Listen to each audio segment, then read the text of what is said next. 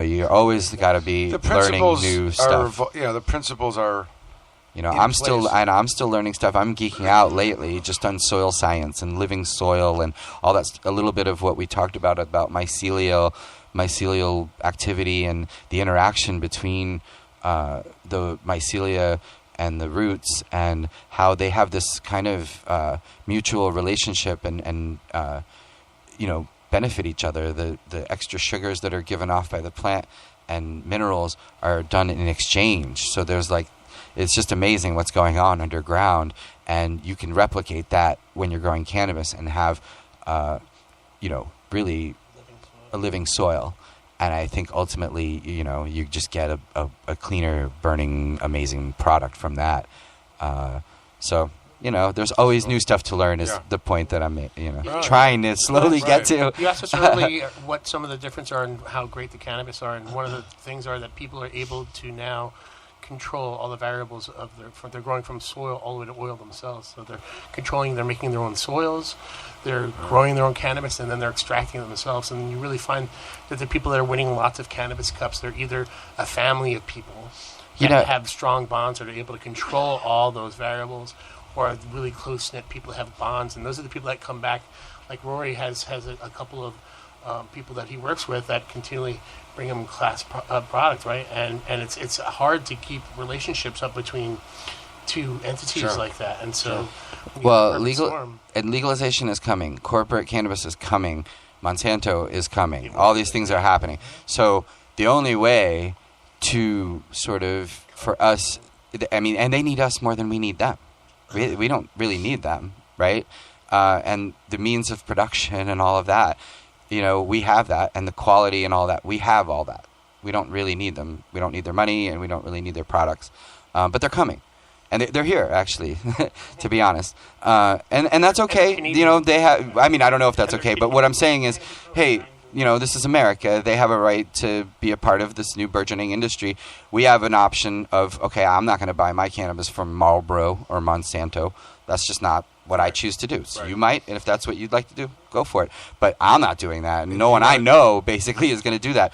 And part of owning that is retaining the right to produce our own cannabis, flowers, and from that concentrates, and from that topicals and tinctures and edibles and all that. I don't just want to take a sublingual tablet, or wear a patch. I like to smoke joints. I like to do a dab. There's certain things that aren't going to go away, and one of those things is the flower and the concentrates and the quality of all that. And I think the dilemma and the thing that we face, this big question, cannabis is going to be legal. We're basically discussing the minutia, but inevitably it's all going to happen. Where does that leave us as a community, as a culture, and all of that? Well, the best control we have over that is control of the actual cannabis, actually touching the product and producing the product ourselves. And I think co-ops and mom and pops and that's where it's at, and where that's where I'm going to be going. The farmer's market, not the Kroger. Is it more difficult to get? I imagine at one point it was difficult to get them on the shelves, but it was kind of rogue, cannabis books. And did you have difficulty? Hey, I can't advertise it on Facebook. Yeah, I tried to boost it. They were advertising to me, hey, pay $20 to boost it. I said, you know what, I'll throw $20 and just see what happens. But sorry, your content was not approved. It promotes the use of drugs. All right. Well, you asked me for money. I offered you the money, and now you don't want it. Yeah. But I'm promoting. Years ago, Jorge's book was smuggled into hundreds of countries where it was illegal to literally have his book on how to grow cannabis. And there's still countries where it's illegal. We're protected by the First Amendment. We're lucky that we have that. But that doesn't mean that the company's got, they may have sponsors or affiliations that are discouraging people from, Right, but New Zealand and Australia, there's laws there against importing these books. Well, yeah, literature that talks about the production of illegal drugs or promotes illegal activity. It's a broad kind of idea, but it falls under that. And that was right. They could facilitate the creation of drugs. Right. Even to promote the cups and stuff, we were thrown off. Can't use the word cannabis. Can't use the word. Yeah. Well, I know the High Times was always a You know, it was like, I mean, you know, like reading a police report or looking at some evidence afterwards. Like they always want to get the proof, which is like We a discovered document. some High Times magazine. You know, like they want to get the address with the person's name on it, but they want to get the High Times Evidence. magazine. It's just like, you know, part of the evidence. First Amendment, like I'm fucking not allowed to have that, you know, or Yeah. they used it as a source to get up and in it. You know, like the mailmen were tipping people off, like, hey, he has an interest. You know, I mean, I don't know, like whatever these sources are that are. Anyways, so but it's an interesting time, man. Well, I it think still it's. happens. The police still use our magazine occasionally to read up and see what's going on. And Oh yeah. go on. And people use social media and who are living public lives and stuff that think that they're safe right now. It's still not. It's not. But it's not open. the stigma remains. You know what I mean? Like they sell this book differently in the UK than they do in North America, and Better or worse? Clear? just different. You know, they just have different different rules and laws, and words have to be different, and there's disclaimers and things that have to be there. Is edited differently in other countries, really? Yeah, well, just because our First Amendment protection is something we can't take for granted. It's meant actually to protect the stuff you don't necessarily want to hear or protect. That's the whole point, you know. And That's what I'm saying. Like it's unique even, to it becomes more in United States. demand in a way, like a banned book. You know what I mean, or a banned something like, you know, especially in the underground world, like those books. You know, they're like the Bible that you can't read, right? It's like the religion that no one's allowed to believe in, kind of thing. You know what I mean? Don't Like, listen to this record album. right. You're all right. But I'm saying, so that's how it was, and of course, you know, it's hard to get into a distribution with that, and if it is happening, it's all underground. It's certainly not coming back to the author. But now you have all this other, you have access, of course, to market it. You know, you get actual built-in, you know, streamlines of. It's a badge of honor, to be honest, to actually have a book that's banned anywhere. That's what I'm saying, right? I'm serious. I Like, agree. if you look at the list of banned books in Wikipedia, like books that were banned, I am absolutely floored that like people would even dream of banning it. I mean, it's a book about how to grow flowers. The fact that anyone's afraid of that is just, to me, it's mind-boggling. Who's in your group? And the whole, who's other like, it's thugs a that wrote horticulture books? book. It's I know, but who are the other ones on the list of banned books? Just name a couple that you Oh, I mean, you know, Oscar Wilde and Mark Twain and you know, Dostoevsky, you know, classics. Right. Amazing, incredible, absolute classic. And then there's me. Formerly Danny Hemp. My drug book. But you know, it's like, you know, pornography and all this stuff. Flynn. Yeah, these things have a right to exist, and not only that, but like when you dig a little deeper, it's like the people who are against them are usually the ones that have the hang-ups, right? Like absolutely. it's a, you know. Absolutely. But like I said, yeah, it's banned, but you know, it's just a guide on how to create your own medicine, and you know, one of the in the first chapter is basically like why you should even bother growing your own. I mean, if you can just go to a store and buy weed, who's going to sit there and start this crazy hobby? Right. It's like having a saltwater fish tank or something. It is a responsibility. It's gotta keep it clean. You know, yeah. I mean, it's work. Daily garden.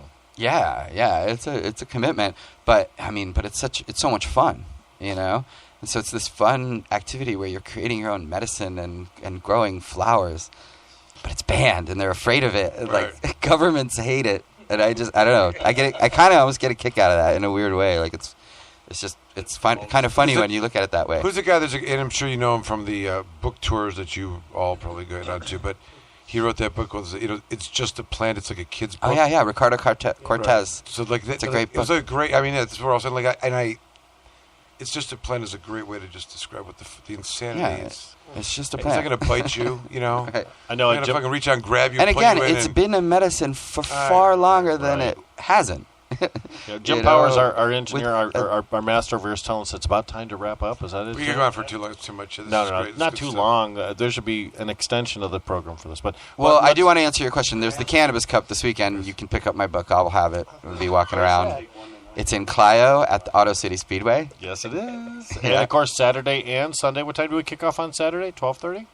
Yeah, I believe around 12:30, and we've got we just announced Insane Clown Posse (ICP) Oh my goodness. headlining Saturday night, and we've got Nas and Trick And the awards on Sunday, and the award show where we're going to announce the winners of the contest itself, and all kinds of activations and VIP area over there. So it's at the Auto City Speedway in Clio. Tickets are still on sale at cannabiscup.com. Well, what's the prediction of how many awards Rory's going to be picking up this year? Oh, you know what? I never try to predict the awards because it's always fun to see like the surprises and the stalwarts that win. You know, there's people who are kind of always in the hunt, and then there's people that come out of nowhere. And that's the other thing. People are always like, oh, you got to buy a booth, you got to buy this, you got to buy ads. Anybody can win a Cannabis Cup, and there's multiple instances that prove that. You know, that people just do the bare minimum, enter. If you bring the fire, you could win the Cannabis Cup. Okay, one more time on the title of your book and where people can pick that up. All right. It's called Cannabis, A Beginner's Guide to Growing Marijuana, and it's on Amazon.com. If you're in the UK, it's amazon.co.uk. And, I'm on Instagram and Twitter and Facebook, and all the links are there. But yeah, like I said, it's a beginner's guide. So if you're interested in growing your own marijuana, or you know someone who is, pick it up and hopefully get on the road to self-sufficiency and creating your own medicine and cannabis. You come get a signed copy at the Cup this weekend, right? That's right. I'll be there, and we'll all be having fun and celebrating the gains that have happened here in Michigan, and the community that gets together, and the activism that has occurred, and the big vote that's going to be going down in November. Fantastic. Excellent. Hey, what a great thing to have you guys here today. And Rory, too. Rory, you got something final to add from our side, Rory? Oh, just looking to have a good cup this weekend. Thank you, Rick. You are very welcome. Michael, what do you got? We're wrapping her up here? Let's wrap it up.